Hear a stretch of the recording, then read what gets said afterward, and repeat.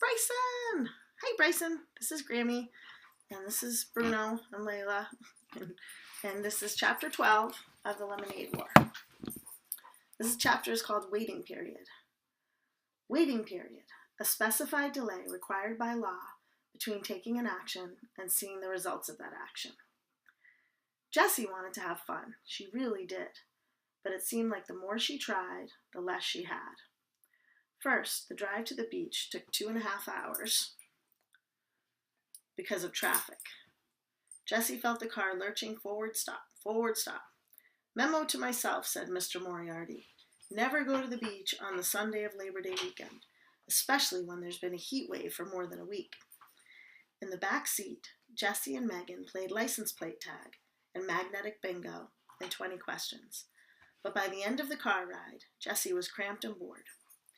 Then the beach parking lot was full, so they had to park a half a mile away and walk. Then the beach was so crowded that they could hardly find a spot for their blanket. Then Megan said the water was too cold and she just wanted to go in up to her ankles. What fun was that? Sure, the water was cold. It was the North Shore. It was supposed to be cold. Just like Maine water, right, Bryson? Our Maine ocean is cold too. When Jessie and Evan went to the beach, they would boogie board and body surf and skimboard and throw a screaming scrunch ball back and forth the whole time. They loved to stay in the water until their lips turned blue and they couldn't stop shaking. Then they'd roast themselves like weenies on their towels until they were hot and sweating again. And then they'd go right back in. Now that was fun at the beach. Megan liked to build sandcastles and collect shells and play sand tennis and read magazines. That's all fine, thought Jessie, but not going in the water? That's crazy! The ride home was itchy and hot. Jessie had sand in all the places where her skin rubbed together, between her toes, between her ears, and between the cheeks of her bottom. And somehow she'd gotten sunburned on her back, even though Mrs. Moriarty had smeared her all over with thick, goopy sunscreen, twice. Jessie didn't even have the patience for 10 questions, let alone 20. But Megan didn't get that Jessie didn't feel like talking. She kept trying to get her to take a quiz in a teen magazine. If Evan had been there, he would have kept quiet, or maybe hummed a little. Jessie liked it when Evan hummed. As they turned onto Damon Road, Megan asked, "Are you feeling sick?" In fact, she was. For the past half hour, Jessie had been imagining walking in the door and facing Evan, and she'd been feeling sicker and sicker with every mile that brought her closer to home. And that's the end of chapter 12, but that was really short, so I'm going to read chapter 13 too. Chapter 13 is called Crisis Management. Crisis Management. Special or extraordinary methods and procedures used when a business is in danger of failing. Sucker! Oh man, you were schooled.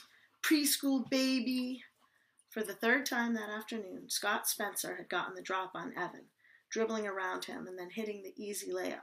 So the guys were giving him the business, even the ones on his own team.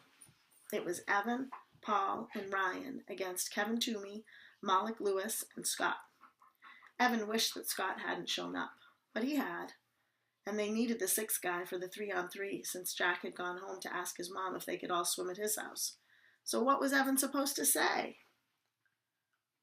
Anyway, Evan was 3 times the ball handler that Scott was, and everyone knew it, so it was all fun.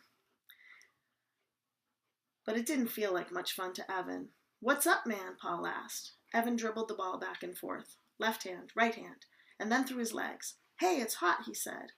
"Yeah, it's hot for all of us," said Paul. "Get your game on, dude." But Evan couldn't get his moves right. He was half a step behind himself, and every time he moved, the envelope slapped against his thigh like a reprimand. "Speaking of hot," said Ryan. Everyone turned to look. Jack was coming up the path, running at dead dog pace. "Oh, please, God," said Paul. "Let her say yes." As soon as he was in range, Jack shouted, "She said yes!" "What's up?" asked Scott. "Jack asked his mom if we could all go swimming in his pool," Kevin said. "Hey, Jack," shouted Scott. "Can I come too?" "Yeah, sure," said Jack, who'd stopped running toward them and was waiting for them to join him on the path. Oh, great, thought Evan.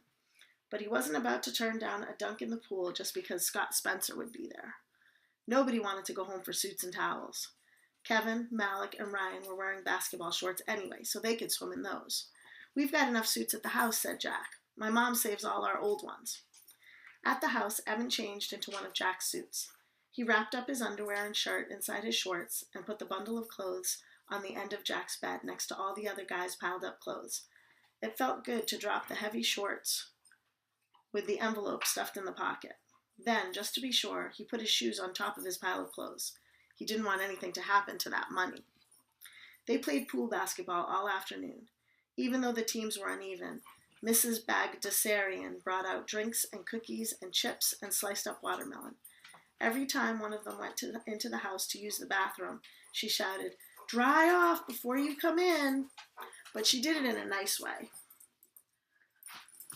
Then, just when Evan thought the afternoon couldn't get any better, it did. Scott had gone into the house to go to the bathroom. A few minutes later, he came out dressed, his hair still dripping down his back. "I gotta go," he said, jamming his foot into his sneaker. "Did your mom call?" asked Ryan. "Nope, I just gotta go," he said. "See ya." He ran out the gate. "Great," shouted Evan. "Now the teams are even." And they went back to playing pool hoops. Evan didn't think about Scott Spencer for the rest of the afternoon.